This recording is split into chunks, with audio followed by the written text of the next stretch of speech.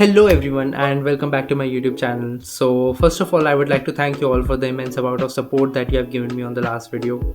I was not expecting it to cross 50 something views and gain 8 or 9 likes, but it did.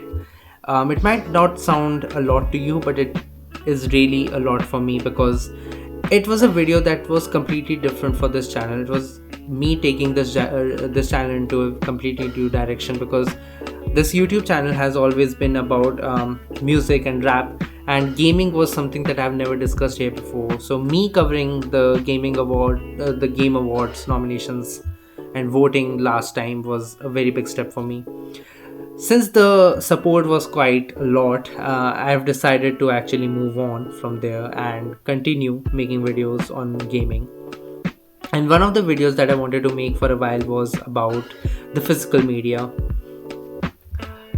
Basically me covering the physical media that I own for my PS5. There used to be a time when I used to own the PlayStation 2 and I used to own a lot of games for that system, but when I sold the console I also sold the games, and ever since then I kind of stopped collecting physical media altogether until I bought the PS5 in 2022. That's when the passion for collecting physical media again was something that really grew inside me, and I really wanted to collect every single game and never sell it again. So this video is basically me covering all the games that I own for my PS4 and PS5, until I came up with the idea that I should split this idea into two separate videos. So this video will be covering all the PS4 games that I own, and the next video will be covering all the PS5 games that I own. Keep in mind that the PS5 is compatible with the PS4 generation, so that is why I own the PS4 games still. Okay, so let's begin. So the first game that I would like to show you is Spider-Man 2018 for the PS4. I decided to buy this because I really wanted to play the remastered version for the PS5, so I decided to buy this and upgrade it to get to the PS5 version. I have already played this game and I sold it back when I used to own the PS4, but for the PS5 version I decided to buy it again. Since the PS5 remastered version holds all the DLCs, there is a DLC code that comes with this one. It's unused. If anybody wants it, they can comment under this video and I'll just give it happily. The next game is the Order 1886. I've heard some mixed reviews for this. Some say it's quite good, some say it didn't reach its full potential, some say it looks good, and some say that the gameplay is not well refined.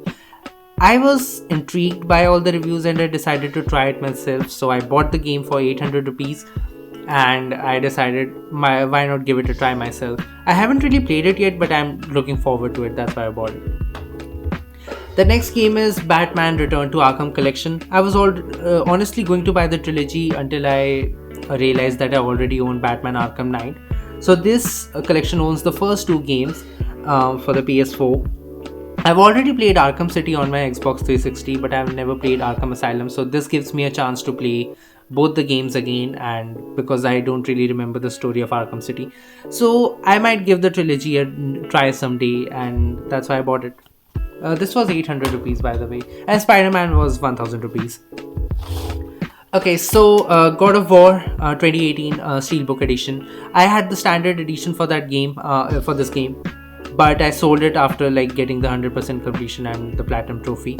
So I decided I wanted to buy it again when I wanted to play it, and I got my hands on the Steelbook Edition, which costed me 800 rupees again, which is not a lot for this. It is a very rare item, and yeah, I also own the digital edition for this game, so I own two versions of this game. One is physical and one is digital. So yeah, this was the fourth game, and the next game is Batman the Telltale series. This is something like the Life is Strange franchise, where you get to make choices and your choices influence how the story goes, how the narrative unfolds. And one of the things I like about this game is that you get to make choices as Bruce Wayne and as Batman. Both the things influence how the story moves forward, how your relationships with Alfred and Harvey Dent gets affected through your choices. It's a great game. However, my one nitpick is that it does hold all 5 episodes, but you can't play one of these episodes because of some issue from the developers end, and that will force you to buy one of the episodes separately from the PlayStation Store. So even though you own all 5 episodes, the disc for some reason doesn't let you play one of the episodes, and you have to buy it separately. Like I've seen on Reddit and everywhere else that everybody has ran into an issue, so it was not something that only I ran into. So yeah, this costed me 800 rupees, which was a great deal since on Amazon you get this for 2500. The next is GTA Trilogy, the Definitive Edition. Now this is a callback to the times when I used to play GTA San Andreas and Vice City on my PlayStation 2. It's a really fresh feeling to experience these games on the newest hardware, and since the recent update, a lot of the issues have been fixed, and I decided to platinum GTA Vice City again, and I decided to complete a 100% completion run, and I ran into little to no issues. There was no crashing for the first time when I was doing all the collectibles for the game. The tracking of all the collectibles, of all the missions, of the side missions, of all the side content was completely perfect. There was no glitches or bugs that ruined my experience, that hampered my experience with GTA Vice City. For the PS4, that is, because I experienced the same thing for the PS5 back in 2022 when the game was added to the PlayStation Plus Extra collection, and I failed to enjoy the game because of all the bugs and glitches. But the recent update has fixed a lot of that, and I think it's safe to say that these two games, the GTA 3 and GTA San Andreas, have received the same treatment.